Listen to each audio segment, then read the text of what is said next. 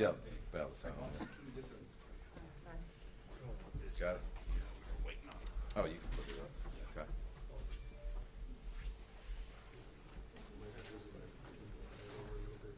Okay, do you want me to just write it up? Y'all want to bring it up? No, that's fine, because I'll have a shot of. You're still good? Yeah. we're Okay. still- You know when everybody's ready?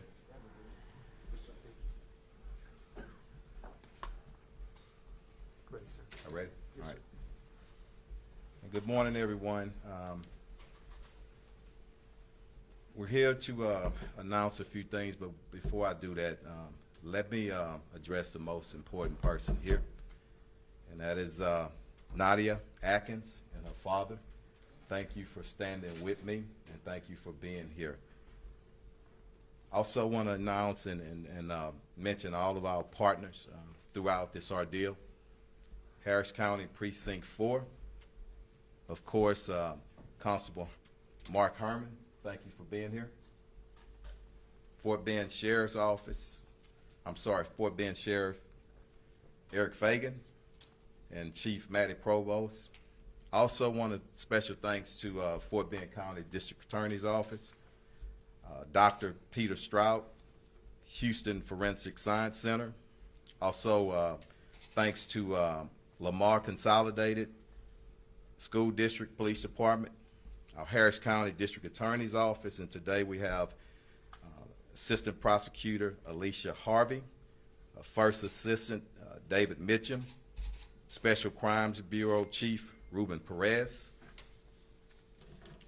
I want to give a special thanks also to our citizens, to Tilvin Petita and the Hundreds Club. I'll tell y'all, and we'll get more into details. The tips start coming in when they put the reward up, and we're grateful for that. I also want to acknowledge the great work of our investigative team. I can tell you, and I'm going to let our investigators speak to this, but we identified this suspect pretty early on. But there was a lot of hard work and dedication that went behind connecting all the dots.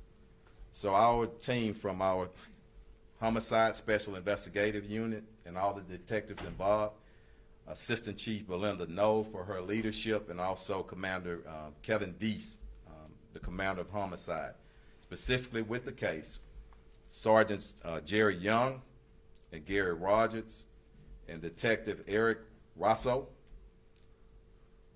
and also for us the support out in the field when we arrested this suspect, our SWAT team and our narcotic tactical and warrant execution teams. And also, again, Fort Bend County, thank y'all for y'all support. I just ask that we continue to pray for this family and all the other families who have suffered the loss to violence for one of their family members. We're here today to announce the arrest of suspect Eddie Alberto Miller, 19 years old. On Sunday, yesterday, December the 12th, around 11:50 a.m., Miller was taken into custody in the 4400 block of Williams Way Boulevard, that's out in Fort Bend County, for the senseless murder of Harris County Precinct 4 Deputy Atkins and attempted murders of Deputies Barton and Garrett. I want to step down for the moment and bring up Mark Herman, the Constable for Precinct 4, and let him say a few words. It's going to be followed by the District Attorney's Office, who's going to speak specifically to the charges, and then following our investigator from the Homicide Division. Go ahead. Well, first of all, I want to put out a special thanks to the Houston Police Department, Chief Troy Fenner. I've really got to know him over the last couple of months. I knew him before, but during the midst of this, he was calling, updating me almost on a daily basis. And I'm going to tell you, I've been in law enforcement 36 years, and the citizens of the city of Houston should be honored to have a person like Troy Fenner leading the Houston Police Department. Early on in this investigation, I had the opportunity to come and sit with some of the detectives, and I know they're going to speak here in a few minutes. But they were able to brief us on what actually had happened.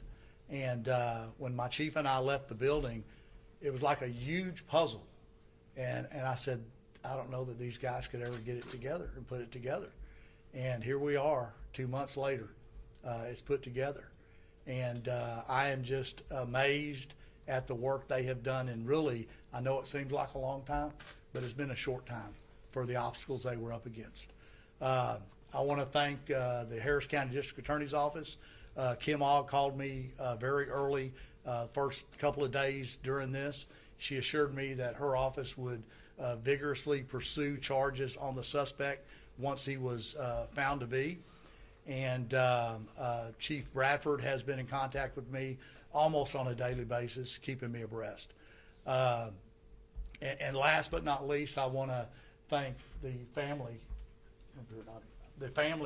Nadia, she is Deputy Atkins' widow. She has been through a lot. Deputy Bartham and Garrett. Garrett is still in intensive care. He is touch and go. I get daily updates on him every day. Some days are good, some days are bad, but he continues to fight the good fight. Again, being in law enforcement 36 years, this job will make you, I was a praying man before, but every night when I fall to my knees and I say a prayer, I've been saying an extra Hail Mary or Our Father every night for these families, because their lives will never be the same. They have just been devastated. It'll never be the same. But in conclusion, I want to thank everyone involved. I want to thank our community, and more importantly, I want to thank the over 600 employees of Precinct 4 that have pulled together through these times. Thank you very much. Thank you, Constable. Hey, before I bring up our DA's office, I want to mention something that's significant to the law enforcement family. When somebody seriously injures one of our officers, our deputies, or kills them, everybody knows, and I feel this way for everybody, family, but I'm talking about the law enforcement family, because you know what? They're serving and protected. We are going to come after you. And something that's significant, and why I wanted that photo up there, you kill one of our officers, we will arrest you. And that photo right there, when you see the handcuffs, that's Deputy Atkins' handcuffs. And I want people to know that. And I'm not happy about it. We're hurting right now. The family is hurting. But you know what? That's a move to justice. And that's a message to everybody that's out there. Hands off of our deputies, our officers, and hands off of our citizens. Thank you. DA's office.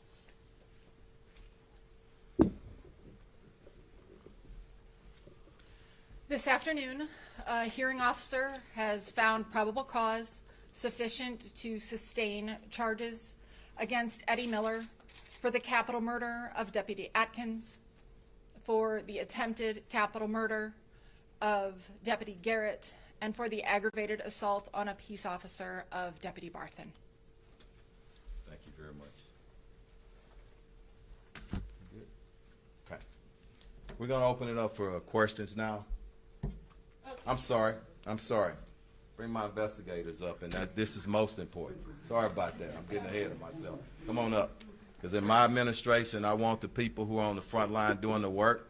I want our community to see you, and I also want your families to see you, because it's a lot of sacrifices, all of y'all. And I want them to know when you're away from home what's going on and the quality of your work. Thank you. Thank you, Chief. I'm Detective Rosso.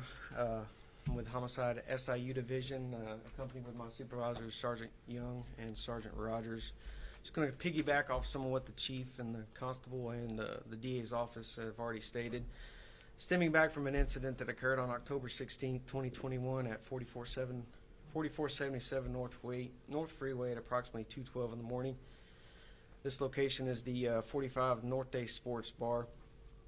We were informed that 3 deputies were working extra employment there, and they had been ambushed responding to shots being fired in the parking lot.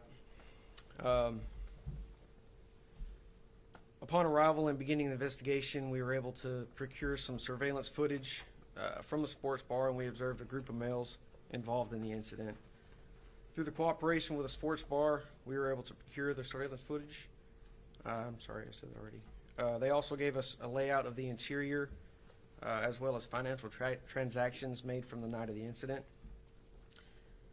We were able to identify that group of males reserved the booths, one of the booths within the interior of the sports bar, and we were able to conclude through the financial records and surveillance that a specific group was involved in the incident. We conducted interviews with those involved parties as well as witnesses who were present at the time and location of the incident, and were able to develop all the parties involved. Combined with all that and the processing of all the evidence collected on scene, we were led to an arrest warrant for Eddie Miller for capital murder, attempted capital murder, and act assault on the peace officer. And that has already been reiterated. Eddie Miller was interviewed and booked into the Harris County Joint Processing Center for the aforementioned charges.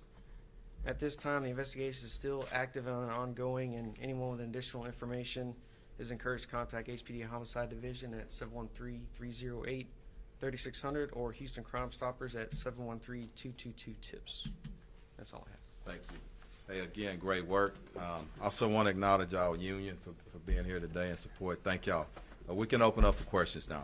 Chief, can you just talk about, give us some clarity about what really happened? So these were customers and they had a beef with some people? Like, I guess we're trying to figure out what the motive and how. We're not going to go in any deeper. It's still an active case, even though we have the arrest made. I don't want to go any deeper than what he's already discussed, okay? So he was a customer with some other people at the? They were there at the nightclub. Yes. Inside? Mm-hmm. Yeah. And so Correct. if he was inside the bar, he would have to have leave in order for the shooting to happen. So why did he leave the bar? Say that one more time. I'm sorry. Why did he leave the bar? If he That's was part already of the inside? investigation. Yeah, we're not going to go any deeper into it right now. How Yeah. was it an ambush? How was it an ambush? If you shoot somebody when they're dealing with other suspects, we consider that an ambush. But again, I'm not going to go too deeply into it. And I think the ambush part is not so important. What's really important is he shot and killed one deputy and injured two other deputies. So that's what's most important, okay? The court documents seem to imply that he was coming to the defense of a friend who was being detained by these officers after some incident. Is that accurate or not? Yeah, we're not gonna go any deeper right now, okay? Chief, can you Yep. talk a little bit, first of all, Mrs. Atkins, thank you for being here. Yep. I'm so sorry that you're here, and my condolences to you. Appreciate that. Especially as we're questioning what happened that night, so I just want to acknowledge that first. But Thank you. Chief Finner, from the court documents that are public already, it talked about Miller being accused of pulling out an AR-15, and I know that there's an investigation happening, but I'm Right. considering what that night looked like. That sounds like something out of a movie in Yeah. the sports bar It parking lot. speaks to, and I'm gonna tell y'all something. This is the last time I'm gonna mention his name, okay? And we got information and more information to come, but it speaks to what's going on in the streets and what our officers are faced and our citizens. And that's why it's so important, and I've been talking about it for months, for everybody to come together and make sure we do whatever we can to remove those very violent individuals off our streets. Okay? Chief, you mentioned he was developed as a suspect early on. 2 months has gone by. Was he on the run at some point? Was he in hiding? Did you know where he was? I'm not going to say that he was on the run because charges were recently filed, okay? But I'm sure he knew what he had done, okay? What he did, I meant to say, okay? It shouldn't have been a surprise to him. But the true reality and the strong arm of all of us, all these agencies you see, he felt it yesterday. And that's the message we need to send. Okay? And among the arrests, you gave Lamar's CISD a shout out. How did they play a role in all of this? Just helping us with the investigation and information, and we really appreciate it, and I think it's important because people ask all the time, are you working with other agencies? We do it all the time, and when people work with us, we certainly want to acknowledge them, and they did, everybody up here. And let me say our DA's office again, because let me be honest. Sometimes people start throwing stones, but everybody up here worked exceptionally hard as a team to get to this point now, okay? But is it because he was a high school student? That's part of it, yeah. Was he currently Yeah. going to school? Was he a former student? I'm not sure. I don't think he was, but I'm not sure of that. 19, so Yeah. you don't know. Could have been, yeah. Can you talk a little bit about, or maybe one of the detectives can, about, was the arrest yesterday just at a point where you had enough information and investigation was at some point you were able to conduct a traffic stop type of thing, opportunity? Like, what was the circumstances surrounding that? Not gonna go in too deeply, but we did. We knew where he was, okay, and at the right appropriate time, we made the stop and we brought him in custody, okay. Just because the DA's office is here and bond and bail is an issue in Harris County with all our viewers asking questions, I know that you all on the capital murder charge have asked for bond to be denied pending an indictment. Would you just care to tell us what you all are asking for as far as the bail and bond stipulations? You want to address it? Thank you. Yes, we're asking for no bond in this matter. We're gonna hit just a few more questions, okay? I was wondering, Ms. Atkins might want to say something about, how do you feel about today? You good? The support you've gotten from Okay. the law enforcement community last couple of weeks. I mean, it's 2 months later. I think for a second there we were a little worried, but this is a huge win for us, and we're just so grateful for everybody up here, for all the hard work that was put in, and that justice has begun. And when we report this story to all TV stations, newspapers today, what would you want to make sure that we talk about in your husband and in this case? I just want to keep him alive. I mean, he was a great person. He loved his job. He was so young. To know that it's a kid that took him, it's hard. But I just want to keep him alive for the sake of my kids. And I hope that he sees that he made a huge impact. And that all these people here, I mean, they worked really hard. And I hope he sees everything that's happening. What will you tell your kids about him?